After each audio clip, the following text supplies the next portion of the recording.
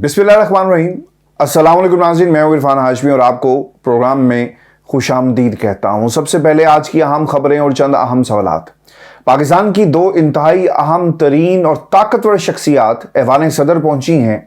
Election की तारीख के हवाले से क्या हिकमत अमली तय पाई है, क्या गुफ्तगू हुई, इसकी तफसील आपके सामने हम रखेंगे। और व्यूअर्स, ख़ास तौर पर इन हालात में इस मुलाकात की क्या अहमियत है जब पाकिस्तान तहरीक इंसाफ के गिर्द घेरा तंग किया जा रहा है और तहरीक इंसाफ के पास क्या ऑप्शंस हैं, इस पर भी हम तफसील से बात करेंगे। और व्यूअर्स, आपको ये बताएं कि दो ऑप्शंस इस वक्त ऑप्ट किए गए हैं, शहबाज शरीफ और नवाज शरीफ साहब की तरफ से, चूंकि कामरान टेसूरी साहब पहुंचे हैं लंदन में।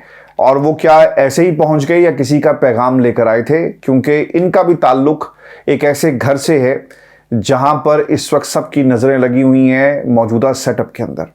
और व्यूअर्स, अब मरीम नवाज ने भी मैदान में केपी के उतरने का फैसला कर लिया है। केपी के मैदान में उतरकर मरीम नवाज करेंगी क्या, ये भी हम आपको बताएंगे। लेकिन जो ऐवान सदर की खबर है, जो अहम शख्सियात पहुंची हैं, इस पर तफसील से बात करने से पहले व्यूअर्स, जो पाकिस्तान तहरीक इंसाफ के ऑप्शंस हैं और इस वक्त किस किस्म की सियासत तहरीक इंसाफ को सूट करती है, ये हाल अहवाल और जो खबरें हैं ये आपके सामने रखना बहुत ही ज़रूरी है। फिर आपको समझ में आएगा कि ऐवान सदर में जो दो शख्सियात गई और क्या ऑप्शंस जो हैं वो मुमकिन तौर पर डिस्कस किए गए। व्यूअर्स, आपको बताएं कि पाकिस्तान तहरीक इंसाफ को इस वक्त एक ऐसे हालात का सामना है जो पाकिस्तान की तारीख में कभी भी किसी सियासी जमात को नहीं रहा। एस्टेब्लिशमेंट पूरी तरह ताबड़तोड़ जो है वो हमले कर रही है, लेकिन उनका नाम कहीं पर मौजूद नहीं है। परवेज इलाही साहब को बगैर नंबर प्लेट की गाड़ियों में बिठाकर लेकर आप जाते हैं, हेलीकॉप्टर से अटक जेल पहुंचा दिया जाता है। खसूसी अदालत का बनना, इमरान खान का बगैर किसी वकील के उनका जुडिशल कर देना, ये तमाम इशारे हैं, इंडिकेटर्स हैं कि तहरीक इंसाफ को किस किस्म का सामना है मुश्किलात का और किस किस्म की जंग जो है उनके खिलाफ जो लड़ी जा रही है। अगर मैं ये कहूं कि एक सियासी बका की जंग पाकिस्तान तहरीक इंसाफ लड़ रही है तो ये बिल्कुल भी गलत नहीं होगा।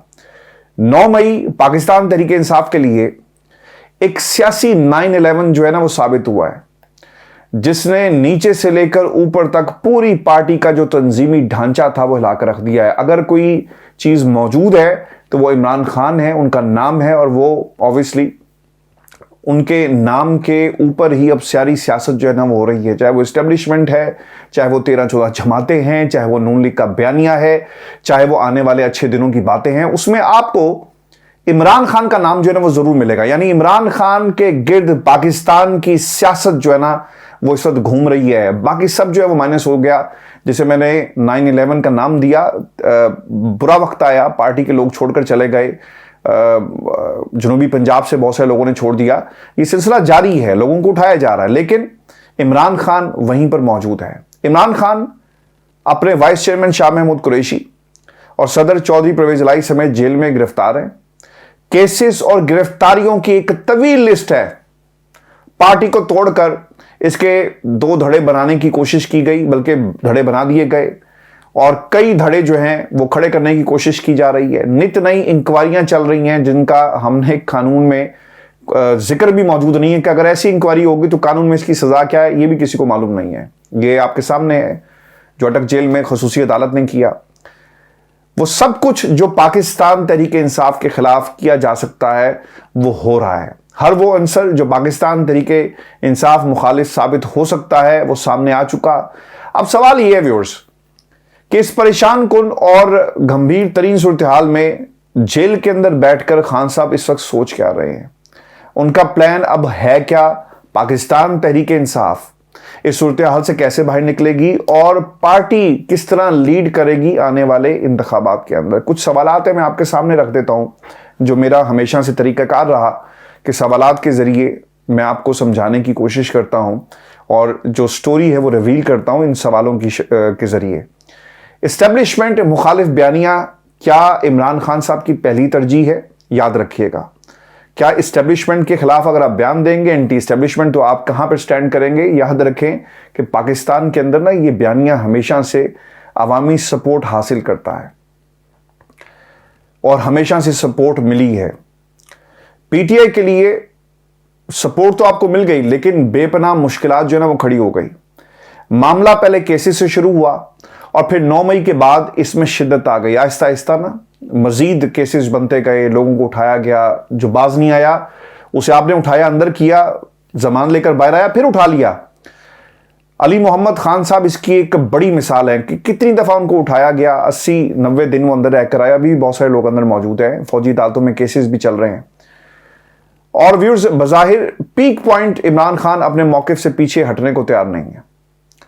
उनके वकला के बकौल अगर मुझे 1000 साल भी जेल में रहना पड़ा तो मैं रहूँगा। लेकिन सवाल व्यूअर्स ये है कि क्या जेल में रहने से मसला हल हो जाएगा? इमरान खान की ज़रूरत इस वक्त जेल के अंदर इस्टेब्लिशमेंट को ज़्यादा है या फिर बाहर जमात को, जेल से बाहर आकर पाकिस्तान तरीके इंसाफ को उनकी ज़्यादा ज़रूरत है, आवाम को ज़्यादा ज़रूरत है, इलेक्शन से दूर रहकर उन इस्टेब्लिशमेंट का मकसद जो है वो पूरा हो सकेगा, या फिर ये इसी तरह स्ट्रेटजी अपनाई गई है, इस स्ट्रेटजी के तहत क्या कुछ हो सकता है? खान साहब चाहें तो वो 1 मिनट में ना बाहर आ सकते हैं, उसका तरीकाकार क्या है, डील कर लें, इसके अलावा कोई तरीका नहीं है। पाकिस्तान तरीके इंसाफ की मुश्किलात जो है ना वो बरकरार रहेंगी। इमरान खान अपनी दीगर क़यादत समेत जेल में रहेंगे, कम होती जाएगी ये स्पेस पार्टी के लिए भी आपको याद रखना चाहिए। अगर खान साहब जेल में रहे और जो हालात उनके सामने हैं, अवाम में सपोर्ट बढ़ेगी, ये बहुत अहम नुकता है। पीटीआई की सपोर्ट ना ताबड़तोड़ छप्पड़ फाड़ कर हमें इस वक्त जो है ना वो आसमान को छूती हुई नजर आ रही है। अवाम की सपोर्ट, जहां जाए वोट किसका है? इमरान खान का। इमरान खान कैसा लीडर था यार, इससे तो अच्छा वो था। ये तो सुदागर आते हैं, हमलावर आते हैं, इकोनॉमी पे हमला किया, पाकिस्तान पर हमला किया, करो सब कुछ और फिर पाकिस्तान छोड़कर चले जाओ। इससे बेहतर तो वो था जो खड़ा रहा, खड़ा है और डटा हुआ है और टूटने के लिए तैयार नहीं है। ये अवाम की जनरल सेंटिमेंट है, मैं आपको बता रहा हूं। अवाम की सपोर्ट तो बढ़ जाएगी, लेकिन जब तक ये सपोर्ट वोट में कन्वर्ट नहीं होगी ना तो फिर सपोर्ट का कोई फायदा नहीं है। पाकिस्तान में जो मेजोरिटी है ना वो सियासतदानों को बुरा समझती है, इसलिए वो वोट नहीं डालती। लेकिन उस सपोर्ट का और उस बुरे समझने को क्या फायदा, जो जाकर इनमें से जो कम बुरा है उसे वोट ना डाले और फिर यही लोग आएंगे ना। अब यही कुछ होगा। खान साहब ने लेवल प्लेइंग फील्ड अगर नहीं मिलती कोई बात नहीं, बाहर रहे, वोट बैंक जो है वो कन्वर्ट नहीं हो रहा, सपोर्ट जो है कन्वर्ट नहीं हो रही, तो फायदा कौन उठाएगा? यानी टर्नआउट कम होगा, लोग मैदान में आएंगे और थोड़े थोड़े वोट्स के मार्जिन से और थोड़े थोड़े वोट लेकर ना ये अपने अपने इलाकों में जीतेंगे। और फिर क्या होगा कि दोनों की एक हुकूमत आ जाएगी। मैं हमेशा से कहता था ना कि यार अगर गिनती पे ही बात आ गई है ना तो गिनती तो ठीक कर लो। मर्दमशुमारी तो गिनती वाला मामला हमेशा हम बात करते रहे, एक दूसरी गिनती भी है, जमहूरियत की गिनती। गिनना ही है ना कि कौन किसके साथ है, पूरी गिनती करो। पाकिस्तान में इंतखाबात वोट लाजमी कर दो और अगर आप वोट नहीं डालेंगे उस पर पेनल्टी डालो। अगर जमहूरियत में गिनना ही सही कुलिया है तो गिनती पूरी करें, यानी पूरे का पूरा पाकिस्तान वोट में जो है ना वो हिस्सा ले। फिर आप तसव्वुर करें, ये नहीं हो सकता कि 2-2.5 करोड़ अवाम ने एक पार्टी को वोट दिया और वो आप पे हुकूमत कर रही, यानी 26 करोड़ अवाम के फैसले 2 करोड़ लोग नहीं करेंगे। इसीलिए वोट डालना जरूरी है। इस्टेब्लिशमेंट से सुलह इमरान खान के लिए एक बड़ा ऑप्शन है। अगर आपने कर लिया, सियासी कैपिटल कहाँ पे रहेगा ये भी आपको याद रखना चाहिए। ये वो ऑप्शन है जिस पर इमरान खान बड़ी शद्दोमत के साथ काम करते जो है ना वो रहे हैं और उनकी ख्वाहिश रही कि ऐसा हो जाए। कई इंटरव्यूज़ और अपने खुतबात के अंदर यानी जो स्टेटमेंट्स और जो तकरीरें थी वो इस ख्वाहिश का इजहार भी कर चुके और साथ वो ये बता भी चुके कि कई बार रब्ता करने के बावजूद मौजूदा इस्टेब्लिशमेंट ने कोई जवाब नहीं दिया। वो बात करने के लिए तैयार हैं, संजीदा है, लेकिन कोई और संजीदा नहीं है। आखिरी बार बातचीत जो है वो जनरल बाजवा से गुज़श्ता बरस सितंबर में हुई थी, ये भी खान साहब ने बताया, जिसका कोई खातिर खा नतीजा जो है वो नहीं निकला। अब हालिया दिनों में एक तजवीज़ ये भी सामने आई कि दूसरे दर्जे की पार्टी क़यादत इमरान खान और इस्टेब्लिशमेंट के दरमियान मामला तय करने के लिए कोशां है, मगर यह होगा कैसे? लेकिन सवाल यह है कि पाकिस्तान की इस्टेब्लिशमेंट इमरान खान से सुलह क्यों करेगी? एक ही तरीका हो सकता है ना कि पाकिस्तान की आवाम का दबाव हो, इस्टेब्लिशमेंट मजबूर हो जाए, गालिब आ जाए और कहे कि ठीक है भाई हमें इमरान खान से सुलह करनी है और पाकिस्तान के लिए पाकिस्तान के नाम पर कोई हल निकालना है। सदाकत अब्बासी साहब को गालिबन उठा लिया गया है और ये सदाकत अब्बासी साहब की तरफ से ही ये एक प्रपोजल आई थी कि हमें इमरान खान और इस्टेब्लिशमेंट के दरमियान जो है वो राब्ते बहाल करवाने हैं और कोई ना कोई ऑप्शन जो है उस पर गौर किया जाए। लेकिन वो खुद ही खैर उन्हें उठा लिया गया। इस ऑप्शन के जो मुमकिन असरात हैं व्यूअर्स वो भी मैं आपके सामने रख दूं। इमरान खान को एस्टेब्लिशमेंट की हर बात मानना पड़ेगी अगर आपकी सुलह हो जाती है। मुल्क से बाहर जाना होगा या कम से कम पार्टी की सदारत छोड़ना पड़ेगी। एस्टेब्लिशमेंट की शराइत पर पार्टी को चलाना होगा। ये सब कुछ मानने की सूरत में पब्लिक सपोर्ट आपको खोना पड़ेगी और अपने मौजूदा सियासी इमेज पर आपको फिर समझौता करना पड़ेगा। देखो और इंतज़ार करो। पॉलिसी इमरान खान का एक तीसरा ऑप्शन है। इमरान खान ना तो एस्टेब्लिशमेंट से सुलह करेंगे और ना ही इसको मज़ीद नाराज़ करेंगे, बस खामोश और अलहदा बैठ जाएंगे, कोई जंग नहीं लड़ेंगे और हालात जो है ना वेट एंड वॉच की पॉलिसी अपनाएंगे। माशी हालात के मज़ीद बिगड़ने और अवामी गुस्से के मज़ीद बढ़ने का मुझे ऐसा लगता है कि शायद अब इन्हें इंतज़ार करना चाहिए। अच्छा नहीं है पाकिस्तान के लिए, लेकिन ये इनका किया धरा है, इमरान खान का नहीं, वो तो जेल में बैठा हुआ है। ये एक ऐसा सिनेरियो होगा जिसमें एस्टेब्लिशमेंट को किसी स्टेज पर यह एहसास होगा कि भाईजान हालात अब हमारे हाथ से जो है ना वो निकल गए हैं और अब हमें कोई ना कोई रास्ता निकालना पड़ेगा, नहीं तो पाकिस्तान जो है ना वो डूब जाएगा। सारी तवनाई सिर्फ इस बात पर लगा दी जाए कि मुल्क को बचाना है, हालात को ठीक करना है और फिर सिग्नल दिया जाए। इमरान खान के केसेस आप देखेंगे फिर एक एक करके ख़त्म हो जाएंगे। इसके अलावा अब कोई दूसरा रास्ता नहीं हमें नज़र आ रहा, चूँकि सलाहियतों का जहाँ तक ताल्लुक है ना तो वो ना डार साहब के पास थी, ना नवाज शरीफ के पास है, ना कभी थी। 30 वर्षों में देख लिया आपने मुल्क का क्या हाल है। जो अपने बच्चों को इस मुल्क पर बतौर शहजादे शहजादियाँ राज करवाने के ख्वाब देख रहे हो, उनके पास कभी कोई हल नहीं होते। वो मुसल्लत करते हैं अपनी पॉलिसीज़ को, अपने ख़ानदान को। मरीम नवाज इतना ऐसा हो गया, हर चीज़ में से वो इमरान खान से, यानी इमरान खान उनकी मोस्ट फेवरेट पर्सनैलिटी है। इमरान खान की हर बात उन्हें अच्छी लगती है, इमरान खान का नाम वो बार बार लेती हैं।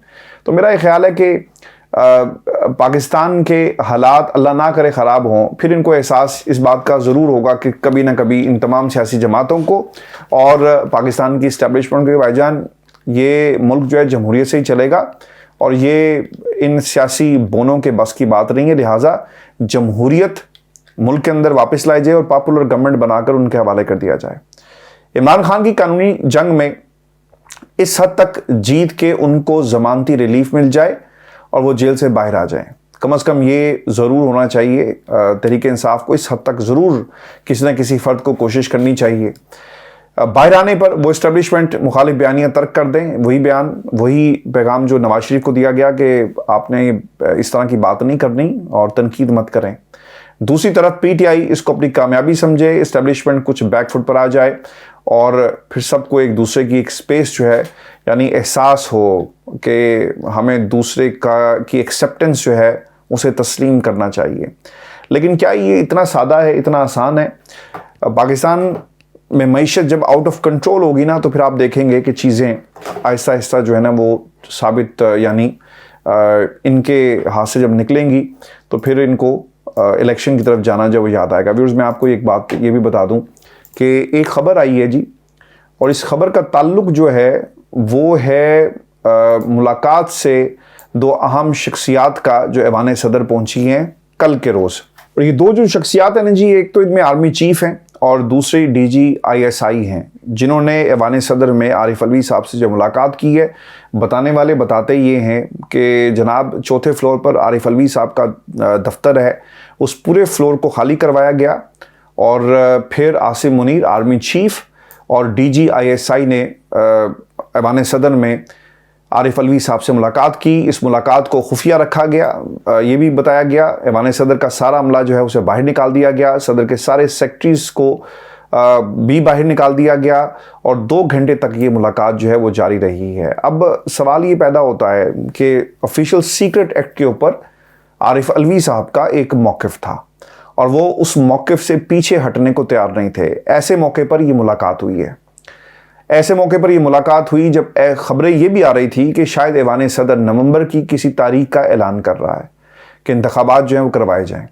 आपको याद होगा कि ऐवान सदर ने आरिफ अलवी साहब ने वफाकी वज़ीर कानून और जो वज़ारत कानून है उससे एक ख़त के ज़रिए ये सवाल उठाया था कि हमें गाइड किया जाए ऐवान सदर को कि इंतखाबात की तारीख़ देने का हक़ जो है वो उनका है या नहीं है। जो बात इलेक्शन कमीशन ने ख़त के ज़रिए जवाब दे दिया टका सा, वही बात वज़ारत कानून ने की।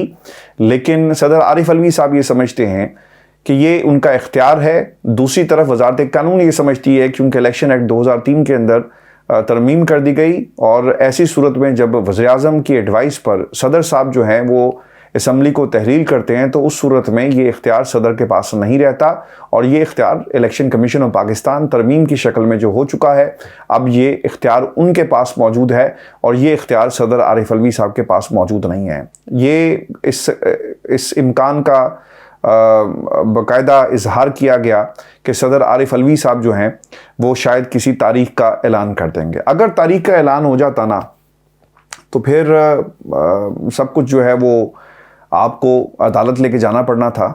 ऐसे मौके पर DGISI साहब जो है ना, और हमारे आर्मी चीफ वो पहुंचे हैं ऐवान सदर। इसके मदरजात मुलाकात के कोई प्रेस रिलीज जारी नहीं हुई, दो तरफा अमूर पर बात हुई, जो एक घिसे पिटे जुमले होते हैं, वैसे अभी कोई जुमला जो है वो जारी नहीं किया गया। इसका मतलब ये है कि आरिफ अलवी साहब ने तारीख का ऐलान नहीं किया, और आरिफ अलवी साहब खामोश बैठे हुए हैं। और अगर तारीख का ऐलान हो जाता है तो इसका मतलब ये है कि इन्होंने इनकी बात नहीं मानी, और अगर तारीख का ऐलान नहीं होता, जैसा कि ऐवान सदर के कुछ सोर्सेज ये बता रहे हैं, तो फिर पैगाम देने वालों ने बता दिया है कि जनाब आपको समझाना था, आप समझ गए, बहुत अच्छी बात है, और यही हमारा पैगाम था।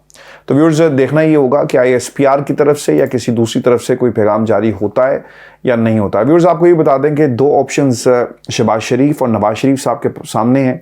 शहबाज शरीफ साहब के पास वापसी का ऑप्शन जो था ना, अब उन्होंने अपनी तो एक्सटेंशन कर दी जी 10 दिन की, वो पाकिस्तान वापस नहीं आएंगे। और दूसरी तरफ नवाज शरीफ साहब को उनके समधी इसहाक डार साहब ने जोर देकर ये कहा है कि आपने पाकिस्तान इन हालात में नहीं जाना, और हालात अभी पाकिस्तान जाने के नहीं हैं। आपके सामने ही है कि हालात क्या हो रहे हैं, किस किस्म की गारंटीज़ और किस किस्म की मुलाकातें हो रही हैं। तो पाकिस्तान जाना शायद उनके लिए अभी हालात जो हैं उनके लिए मौजू नहीं है कि वो पाकिस्तान जाएं। कामरान टेसूरी साहब पहुँचे हैं, और वो हमेशा से पाकिस्तान की इस्टेब्लिशमेंट का एक बड़ा पिलर रहे, उनके करीब हैं, उनके चाहने वालों में से हैं, उनके सपोर्ट उन्हें हासिल है। और कामरान टेसूरी साहब का वहाँ जाना यकीनन वो पाकिस्तान की इस्टेब्लिशमेंट का एक पैगाम लेकर गए हैं। इससे पहले शहबाज शरीफ साहब भी बात करते रहे और ज़राए से ख़बरें हम आपको देते रहे, लेकिन कामरान टेसूरी साहब का जाना, अगर मैं ये कहूँ कि वो इस्टेब्लिशमेंट का पैगाम लेकर गए हैं, तो ये बिल्कुल भी गलत जो है वो नहीं होगा। व्यूअर्स, इन हालात में जब नवाज शरीफ पाकिस्तान आना उन्होंने तर्क कर दिया, शहबाज शरीफ जो है वो अपने जो उन्होंने दुरानिया है स्टे का उसे भी बढ़ा दिया, इन हालात के अंदर कामरान टेसूरी साहब जो हैं उनका बरतानिया आना ये यकीनन एक पैगाम है पाकिस्तान की इस्टेब्लिशमेंट का। इससे ज़्यादा जो है वो आपको इस सियासी मंजरनामे पर इनकी इन्वॉल्वमेंट से ज़्यादा आपको नज़र नहीं आएगी।